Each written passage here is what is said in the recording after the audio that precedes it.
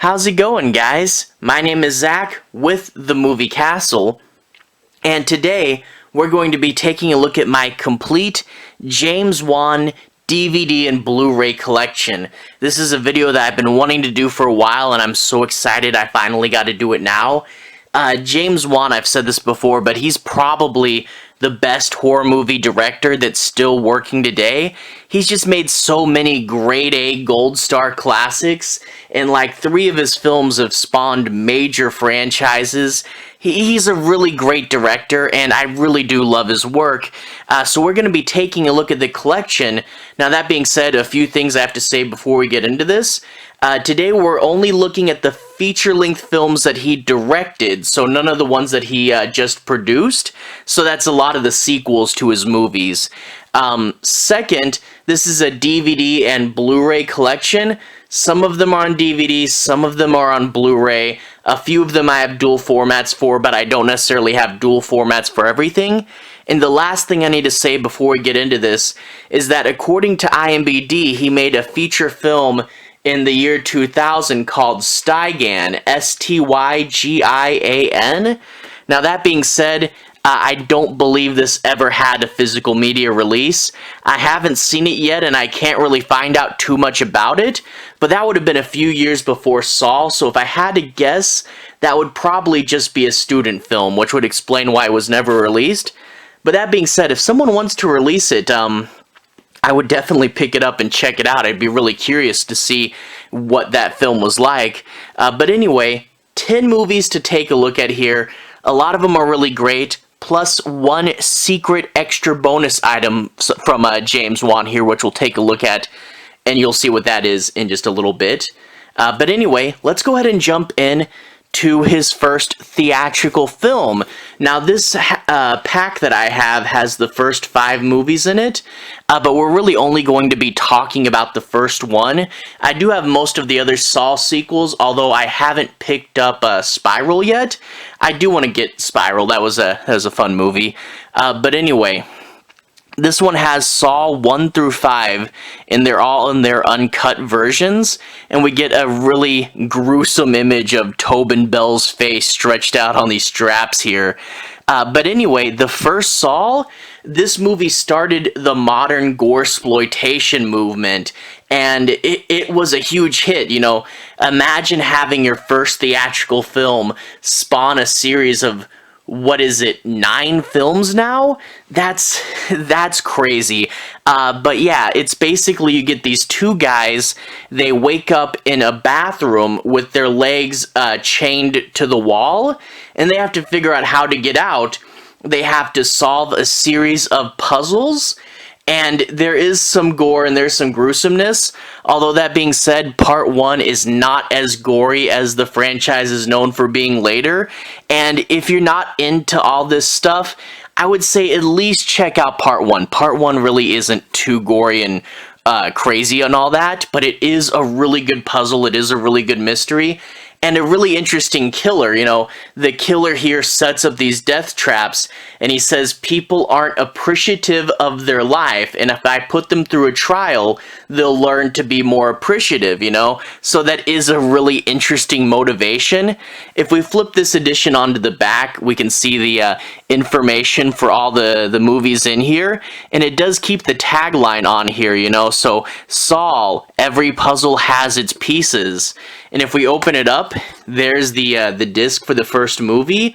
Now, the Saw movies would regularly have quite creative and artistic packages, but when you get to some of these that are pulled out of context, you start to go, okay, this is just a buzzsaw. What movie is this? And it might say if you read through the credit line, although I don't think all of them do. So yeah, out of context, you're like, wait, what are these what are these discs supposed to be? But the original releases are all pretty cool artistic designs there, and the other disc art makes sense in context. But yeah, Saw, a great place to start. A really cool movie with a really just fun puzzles. So that was 2004. Now, moving on to 2007, James Wan had 2 films in that year, and these are his kind of underrated films. The first one here is Dead Silence, a creepy puppet movie. dead silence. This guy, I think his wife dies, and he goes back to their hometown and finds out that there's a ghost of a ventriloquist, and if you scream, she'll rip your tongue out. And I remember it being a pretty cool movie, although that being said, it's been a few years since I've seen this one, so I don't remember it super well, but I do need to go back and rewatch it. A really cool ventriloquist dummy there. This DVD has these annoying little latches you have to open up, but then there's the movie, and there's an ad for HD DVDs, so that kind of tells you how old this movie is there.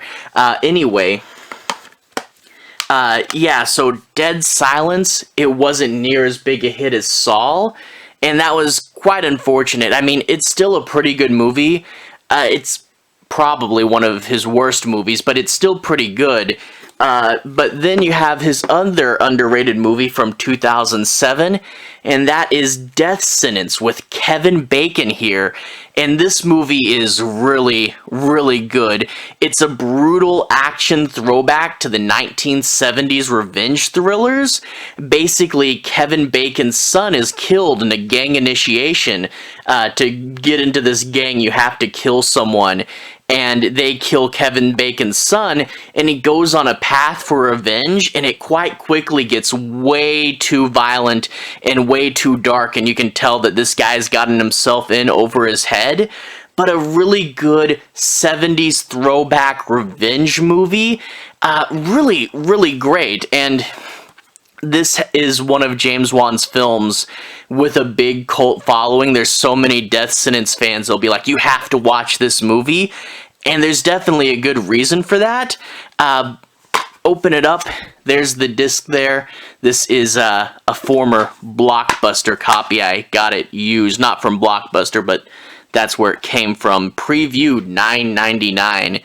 But anyway, this movie is really good. Sadly, not enough people know about it. Not enough people remember it. And James Wan made Saw, and then he made two pretty good movies in 2007 that just not a lot of people know about, not a lot of people remember. They weren't huge hits like Saw, and that really put James Wan's career in kind of a bad place. But luckily, we have Jason Blum. Jason Blum gave him a second chance. Basically, Blumhouse is primarily movies that have a high level of creative control. They're all really low budget, but they have a high level of creative control, and it's a really good chance for directors that had been kind of screwed over by the system. And this is the movie that gave James Wan his second chance. Insidious, It's Not the House That's Haunted. I remember I saw an ad for this movie in the newspaper, and yeah, the newspaper, black and white print, and I cut out the ad. It was, the creepy kid's face staring at you, and I put that ad on my desk, and I was like, I want to watch this movie. I don't want to forget about it, because I knew it was going to be a good movie. I wish I had that ad still. But from the producers of Paranormal Activity, basically, this kid has astral projection dreams, and he starts to see all this crazy stuff, but one day he slips into a coma, and his house gets really haunted, and they have to figure out how to wake him up and how to save this kid and just, what happened to him. It's pretty cool, and towards the end, it really does go for it. Like, when you see the ghost world, it's really, really creepy, and very over-the-top and creative designs. It's really fun, and we open it up. There's the shiny disc. But the thing with Insidious that a lot of people forget in retrospect is Insidious is actually a PG-13 horror film. Now, this caused a lot of people before it came out to go, wait a minute, This is the guy that did Saw, a notoriously gory film, even if the first one isn't as gory as people remember it. And they saw that the guy who did Saw was doing a PG-13 horror film. So many people had such low expectations for this, but boy were they wrong, because it came out and it scared the heck out of so many people. This is a really great, really scary movie.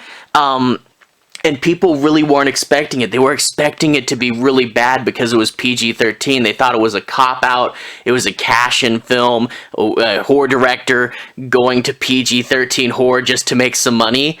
And then they saw it, and they were so wrong, and it scared them. It was really great. So yeah, this was James Wan's comeback film, you know. He had the two films that weren't as successful. He did that, and that put him back on the map. And then he did a film after that. That was 2010, jumped to 2013, and we had The Conjuring. This is one I do have two formats for. I bought it originally in this DVD, and then later on I would find the Blu-ray. So there's The Conjuring disc there.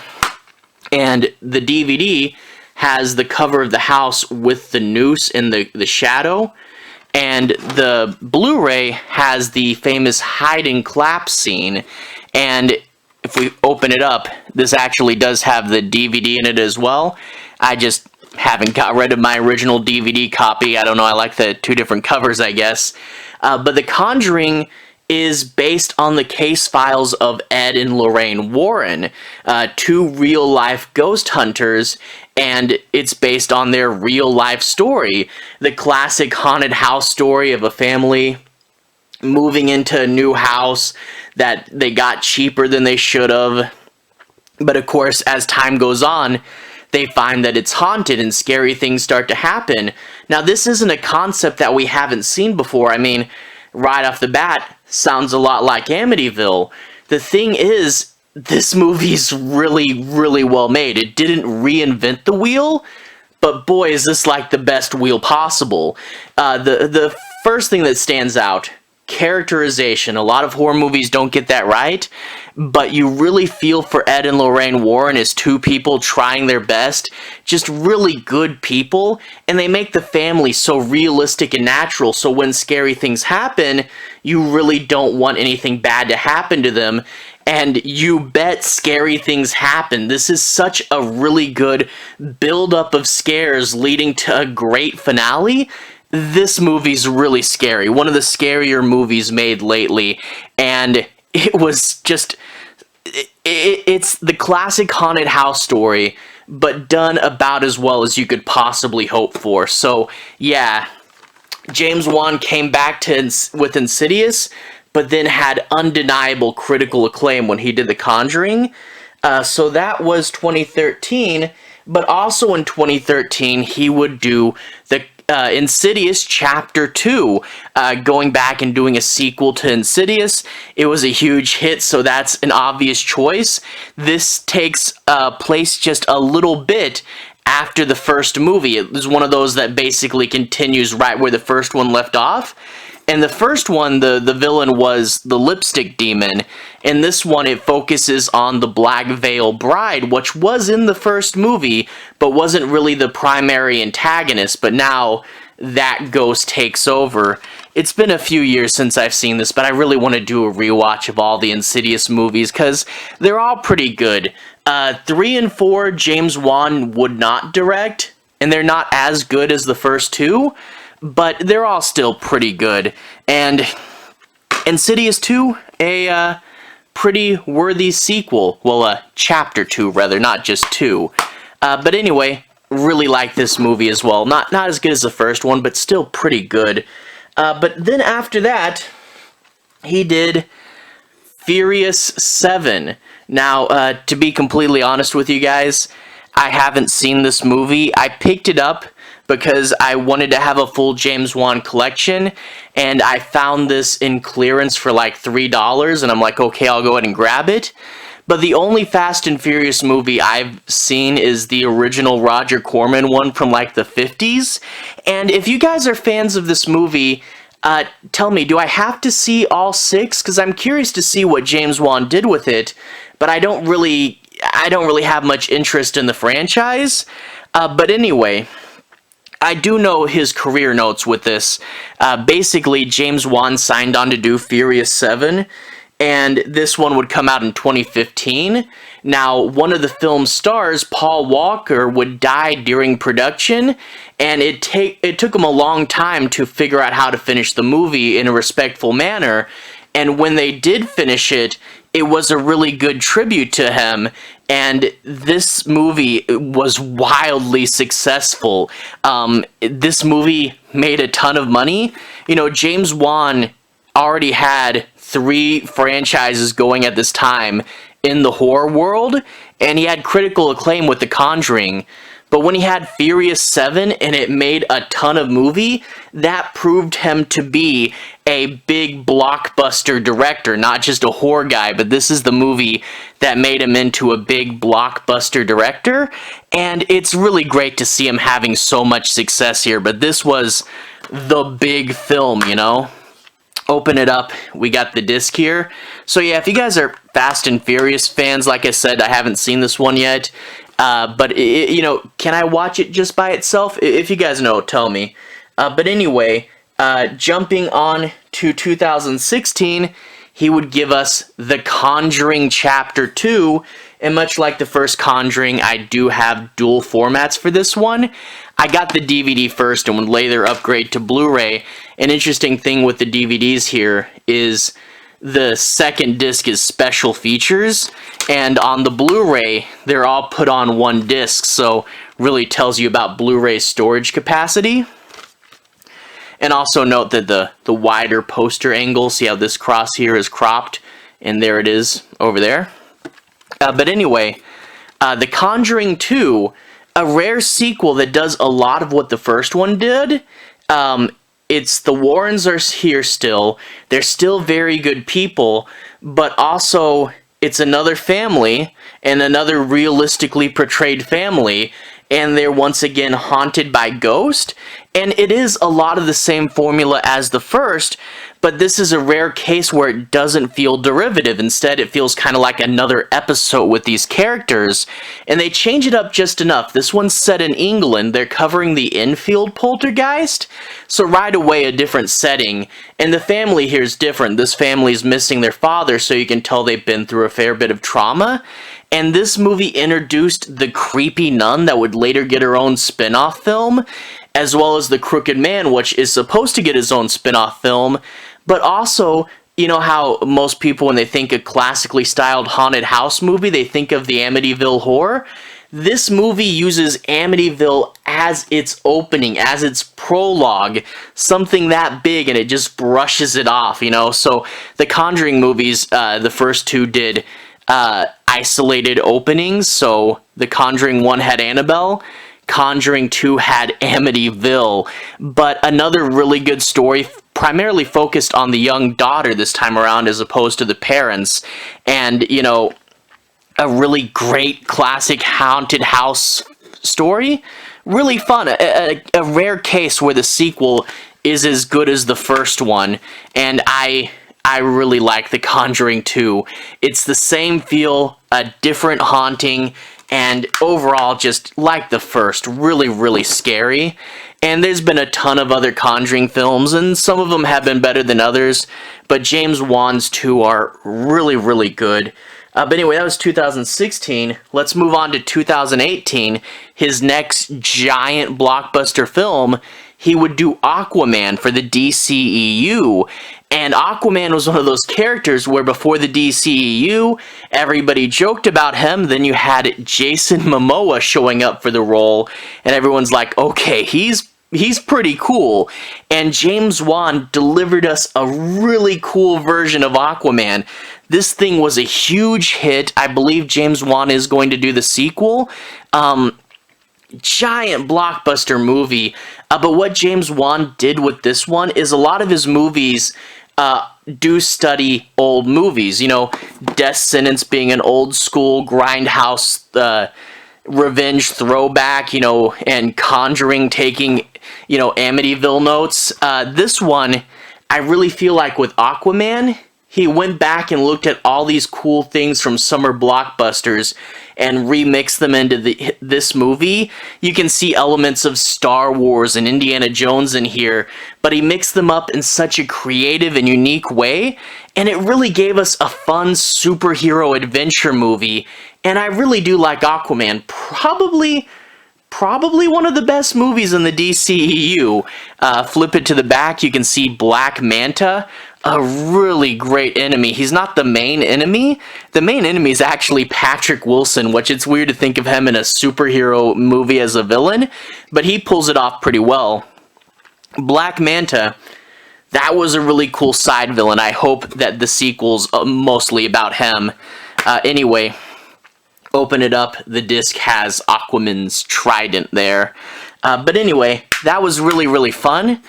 And then, cut to just recently in 2021, we had James Wan give us the modern cult classic Malignant. And let me tell you, Malignant was an insane movie. I really love this thing. Now, you had a lot of people with his critical success in the Conjuring movies. A lot of people suspected this to be more subdued and sophisticated art house horror. No, this thing is an insane 80s throwback, and I think a lot of people didn't know what to make of it when it first came out. But this, even though it literally just came out last year, has already developed a quite enthusiastic band of fans, quite a cult following. It's about this lady who had an abusive husband and hit her over the head, gave her a really bad injury.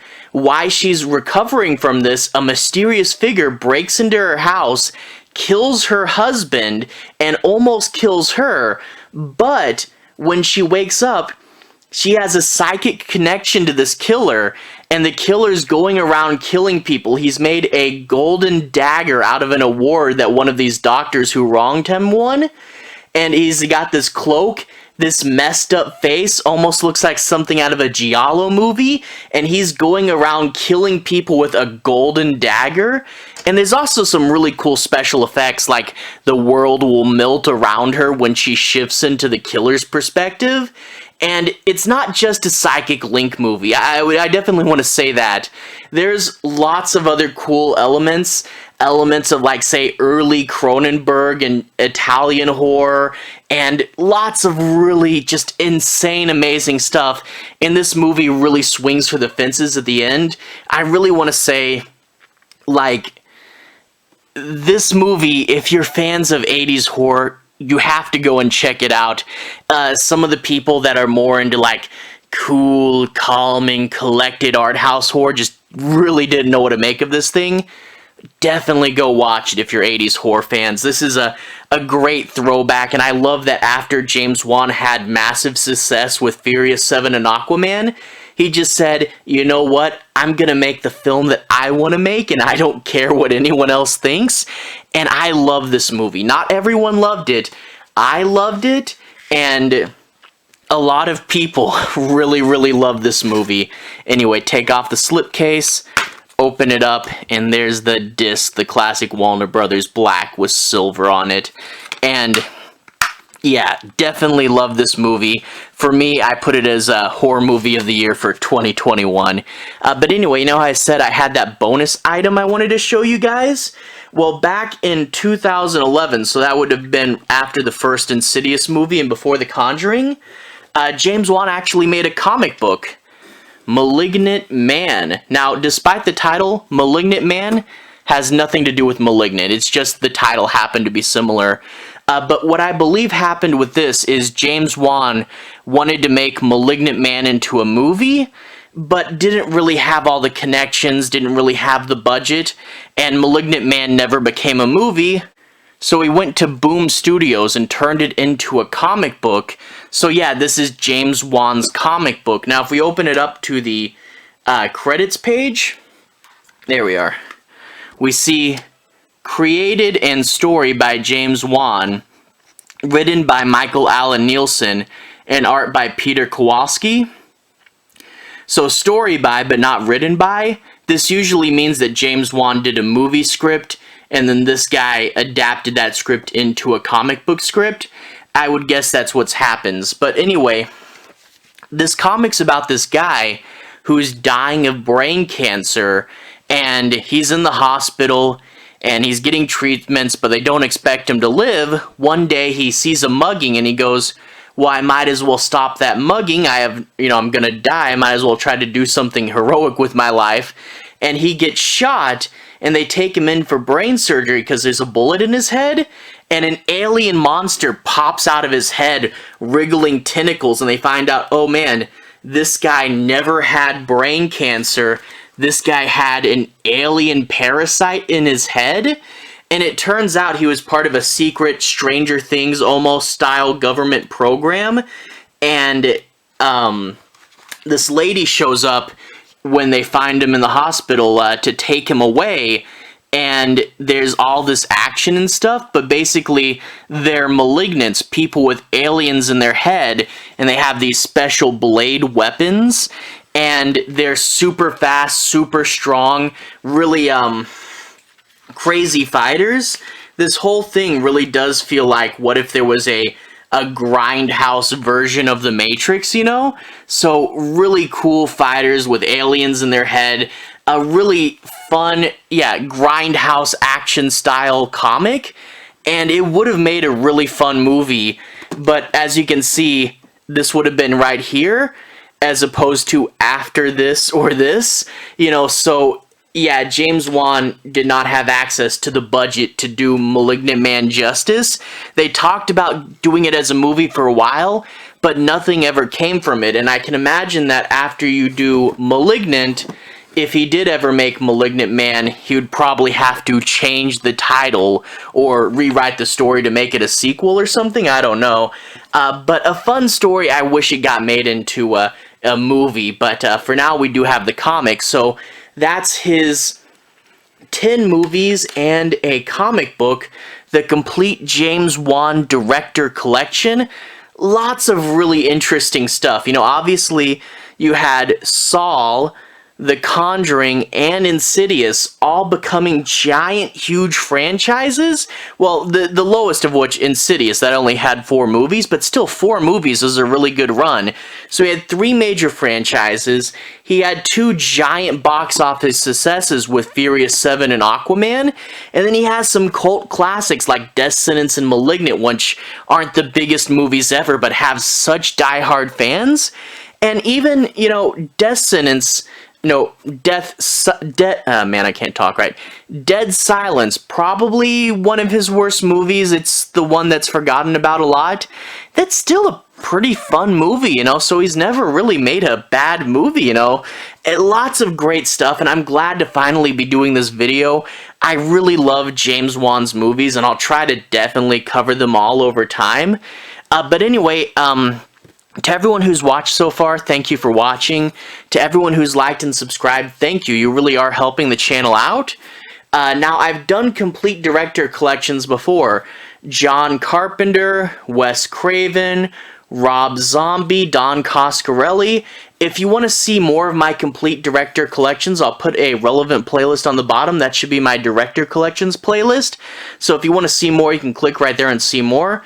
Anyway, have a good day. I'll see you guys again very, very soon.